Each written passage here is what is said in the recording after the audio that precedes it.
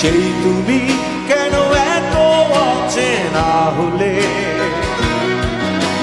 সেই আমি কেন তোমাকে দুঃখ দিলে, কেমন করে এত অচেনা হলে তুমি, কিভাবে এত বদলে গেছি এই আমি।